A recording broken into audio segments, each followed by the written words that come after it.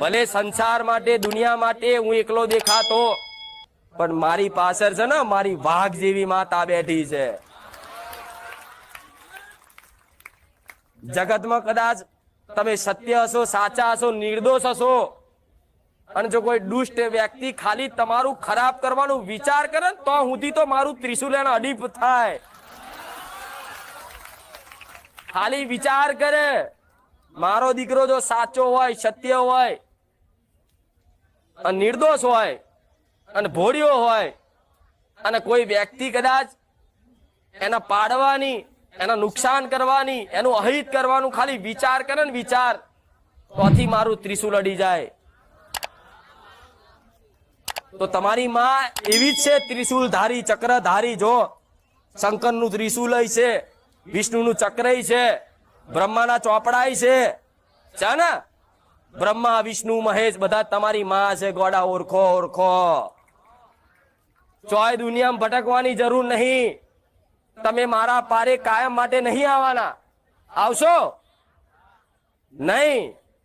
મારો સમય છે, મારા ભગવાને જેટલો સમયગાળો લખ્યો તો હું ઉપદેશ કરીશ.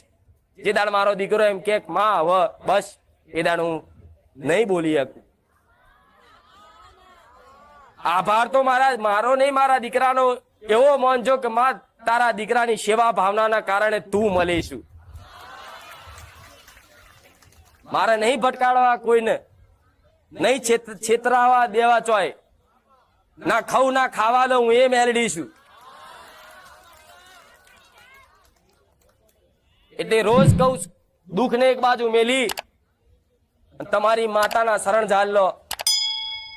અરે ગ્રહો ગમે તેવા હશે, નડવા વાળા દેવ ગમે તેવા હશે, એટલે કર્મો ગમે તેવા હશે, હજારો લાખો પાપ હશે,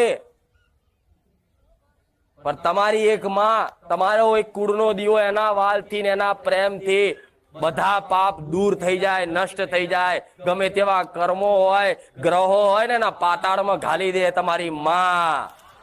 તમારો એક કુળનો દીવો, એના વાલથી ને એના પ્રેમથી બધા પાપ દૂર થઈ જાય, નષ્ટ થઈ જાય. ગમે તેવા કર્મો હોય, ગ્રહો હોય ને એના પાતાળમાં ઘાલી દે તમારી માં. અને એની શક્તિ પર તમે સંદેહ કરો છો, એની શક્તિ પર શંકા કરો છો કે મારી મહાકાળી ઘેર બેઠી દીવા કરું છું પણ મારી હોમ્યું નહીં જોતી. અરે ગોડા, મહાકાળીએ તો રાક્ષસોને હણી હણી લોહી પીધા, અને એવી મહાકાળી પર શંકા કરો. ચંડ ને માર્યો, હણ્યો, એવા રાક્ષસોને હણનારી ચામુંડા પર શંકા કરો તમે કે મારી માં કમ છે.